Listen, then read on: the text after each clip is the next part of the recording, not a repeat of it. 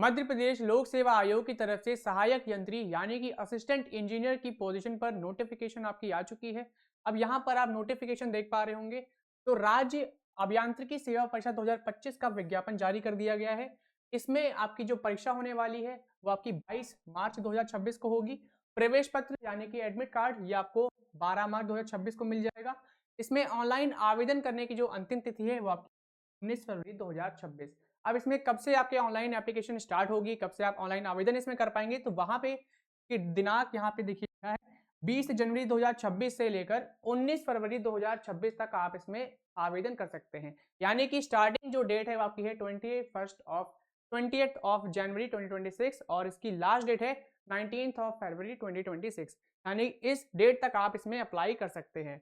और कैसे क्या इसमें अप्लाई करना होगा, तो इसकी ऑफिशियल वेबसाइट आपको यहाँ पे दिख रही है www.mponline.gov.in। इस पे आप जाकर अप्लाई कर सकते हैं, वरना आप mppsc.mp.gov.in इस पे आप विजिट करके अप्लाई कर सकते हैं। आयु सीमा की बात करें तो आयु सीमा जो आपने हाई स्कूल की जो मार्कशीट होती है उससे आपका मिलांक होगा, ठीक है। तो जो आपने हाई स्कूल जो अपने मार्कशीट में आपने अपनी डेट ऑफ बर्थ लिखी है तो वही आपको यहाँ पे लिखनी है, वो आपकी मिसमैच आपकी नहीं होनी चाहिए, ठीक है। आवेदन पत्र भरने की जो अंतिम तिथि है वो मैंने बता दी है। अब पात्रता की चलिए यहाँ पे बात कर लेते हैं, यानी कि एलिजिबिलिटी इसकी क्या है। तो अर्हता में आप यहाँ पर देखेंगे किसी मान्यता प्राप्त संस्थान से संबंधित विषय में अभियांत्रिकी में उपाधि, यानी कि अगर आपने डिग्री की है रिलेटेड फील्ड में तभी आप इसमें अप्लाई कर सकते हैं। अब कौन कौन सी यहाँ पे फील्ड रहने वाली है तो वो भी एक बार हम देख लेते हैं, कौन कौन सी इसमें आपकी पोस्ट है, किस डिपार्टमेंट में कितनी क्या वैकेंसीज हैं, तो एक बार वो भी समझ लेते हैं। परीक्षा का नियम आप यहाँ पर देख सकते हैं, ये नियम आपके यहाँ पे लिखे हैं। अन्य निर्देश ये सभी पढ़ सकते हैं। मैं ये नोटिफिकेशन जो है इसकी पीडीएफ मैंने अपने टेलीग्राम ग्रुप पे अपडेट कर दी है, तो टेलीग्राम ग्रुप को हमारे ज्वाइन कर ले, लिंक आपको डिस्क्रिप्शन पे मिल जाएगी। अब यहाँ पर आप इस टेबल में देख पा रहे होंगे विभाग का नाम लिखा है, कितने क्या रिक्त पद हैं और मध्य प्रदेश के लोगों के लिए कितने क्या रिक्त पद हैं, बाहरी लोग इसमें अप्लाई कर सकते हैं, आवेदन कर सकते हैं या नहीं, तो वो चीज यहाँ पर लिखी है। तो पहला आपका विभाग का नाम है जल संसाधन विभाग। इसमें जो कुल आपके पद हैं वो आपके 21 हैं, और ये मैं बात कर रहा हूँ सहायक यंत्री सिविल यानी कि असिस्टेंट इंजीनियर सिविल की आपकी टोटल नंबर ऑफ वैकेंसी है 21, जो कि आपकी वाटर रिसोर्स डिपार्टमेंट में है, ठीक है। बाकी इसमें रिक्त पदों की संख्या यहाँ पे दी है। तो अनरिजर्व कैटेगरी में आपकी 6 पद हैं, एससी कैटेगरी में 7 पद हैं, एसटी कैटेगरी में 1 पद है, ओबीसी में 4 पद हैं, ईडब्ल्यूएस में आपके 3 पद हैं, ठीक है। और वेतनमान की बात कर लेते हैं तो वेतनमान आपका 15,600 रुपए से लेकर इतना तक आपका रहने वाला है, 39,100 रुपए तक आपका वेतनमान रहेगा। अब यही पोस्ट आपकी सहायक यंत्रिकी सिविल, ये आपकी जब लोक स्वास्थ्य यांत्रिकी विभाग में आई है तो कुल आपके जो पद हैं वो आपके सिर्फ और सिर्फ यहाँ पे 3 हैं, लेकिन यहाँ पे वेतनमान इसका बढ़ गया है। वेतनमान आपका हो गया यहाँ पर 56,100 से लेकर 1,77,500 रुपए प्रतिमाह, ठीक है। तो इतना आपका वेतनमान यहाँ पे है, इसमें लोक स्वास्थ्य यांत्रिकी विभाग में सहायक यंत्रिकी का, यानी कि असिस्टेंट इंजीनियर सिविल की जो पोस्ट है आपकी आई है लोक स्वास्थ्य विभाग में। इसमें आपके 3 पद हैं और सैलरी आपकी 56,000 रुपीज से लेकर आपकी 1,77,000 रुपीज तक रहने वाली है।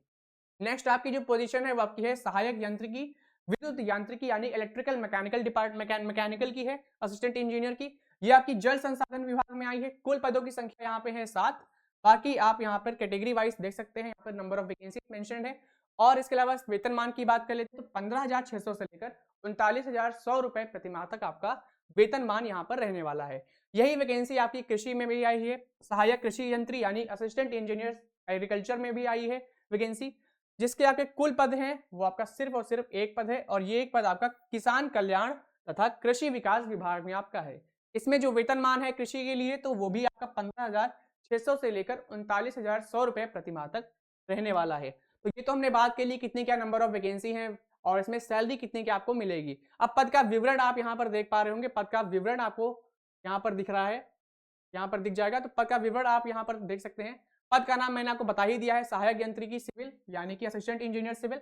जल संसाधन उसका यहाँ पे अर्हता लिखा है, यानी कि उसकी एलिजिबिलिटी क्या है वो चीज यहाँ पर लिखी हुई है। इसमें एलिजिबिलिटी आप देख सकते हैं, अगर आपने डिग्री की है, डिग्री अगर आपने कंप्लीट की है सिविल इंजीनियरिंग में तभी आप इसमें अप्लाई कर सकते हैं, ठीक है। वेतनमान ये सभी चीजें मैंने बता दी हैं आपको।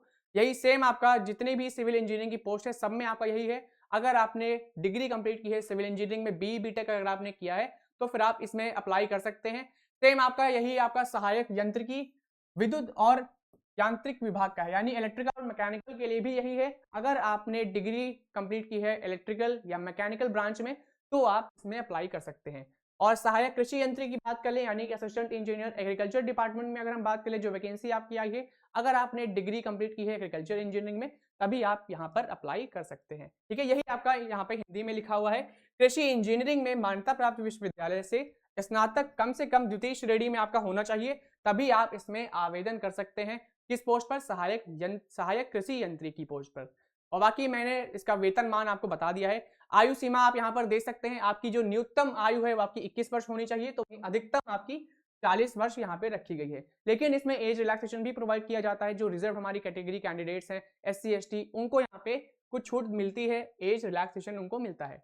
ठीक है, और इसमें नोटिफिकेशन आप मेन जो चीज है वो मैं आपको बता दे रहा हूँ।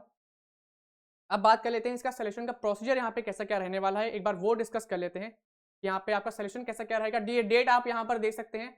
विज्ञापन की जो तिथि है वो आपकी 20 दिसंबर को विज्ञापन आया था। ऑनलाइन आवेदन करने की जो आरंभिक तिथि है वो आपकी है 20 जनवरी, और इसकी जो अंतिम तिथि है वो आपकी है 19 फरवरी 2026। ये मैंने आपको बता दी है। ऑनलाइन आवेदन में त्रुटि सुधार यानी अगर आपको करेक्शन करना है तो उसकी भी डेट यहाँ पे है, तो आपकी है 21 फरवरी 2026 से लेकर आप कर सकते हैं। ठीक है, विलंब शुल्क अगर आपने देर में आवेदन पत्र भरा है तो उसके चार्जेस आपको लगेंगे, और 27 फरवरी आपका उसका डेट है। ठीक है, प्रवेश पत्र जो है एडमिट कार्ड आपका 12 मार्च 2026 को आ जाएगा, और आपकी लिखित परीक्षा जो होगी OMR शीट पे आपकी रिटन टेस्ट आपका होने वाला है, जिसमें आपके MCQ टाइप के क्वेश्चन रहने वाले हैं। और ये परीक्षा आपकी जो है वो आपकी 22 मार्च 2026 को कंडक्ट की जाएगी, जिसका एडमिट कार्ड आपको 12 मार्च को मिल जाएगा। ठीक है, तो ये डेट भी यहाँ पर आप देख सकते हैं, इंपॉर्टेंट डेट्स हैं, तो ये डेट भी आपको ध्यान रखनी है। अब आयु सीमा में छूट जो मैंने आपको बताया था एज रिलैक्सेशन के बारे में, तो वो चीज आप इस PDF में पढ़ सकते हैं। इस PDF को मैंने अपलोड कर दिया है।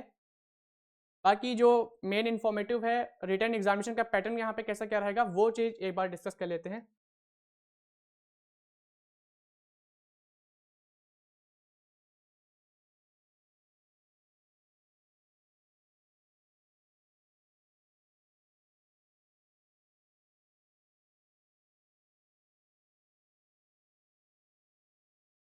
बाकी ऑनलाइन आवेदन पत्र भरने की जो यहाँ पे परीक्षा का शुल्क कितना क्या रहेगा, तो वो चीज आप यहाँ पर देख पा रहे होंगे। 250 रुपए है जो मध्य प्रदेश के अनुसूचित जाति अनुसूचित जनजाति के रहने वाले हैं, अन्य पिछड़ा वर्ग के जो हैं मध्य प्रदेश के निवासी, उनके लिए 250 रुपए है। बाकी बाहरी निवासियों के लिए यहाँ पे 500 रुपए है। ठीक है, तो ये आपकी एप्लीकेशन फी हो गई, ये आपको देनी होगी जब आप इसमें अप्लाई कर रहे होंगे। कोई भी अगर प्रॉब्लम आती है तो आप इनको मेल कर सकते हैं, यहाँ पे मेल भी लिखा है mppsconline@gmail.com, इस पे आप जाकर उनको मेल कर सकते हैं अगर आपको कोई प्रॉब्लम आती है तो।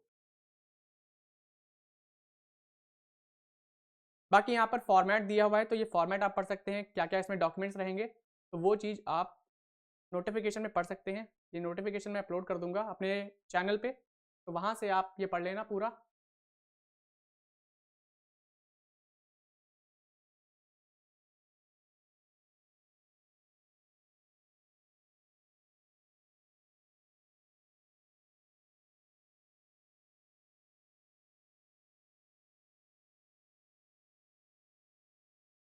अब यहाँ पे देखिए परीक्षा योजना उसका पाठ्यक्रम कैसा क्या रहेगा, तो वो चीज आपको जो है वेबसाइट पे पता चल जाएगी। इसकी ऑफिशियल वेबसाइट जो है वो मैंने बता दी थी, mppsconline.gov.in पर आपको विजिट करना है। वहां पर आप एग्जाम पैटर्न सिलेबस से रिलेटेड आप वहां पर PDF एक्सेस कर सकते हैं, वरना आप हमारे टेलीग्राम चैनल को ज्वाइन कर सकते हैं, आप हमारे एप्लीकेशन को इंस्टॉल कर सकते हैं।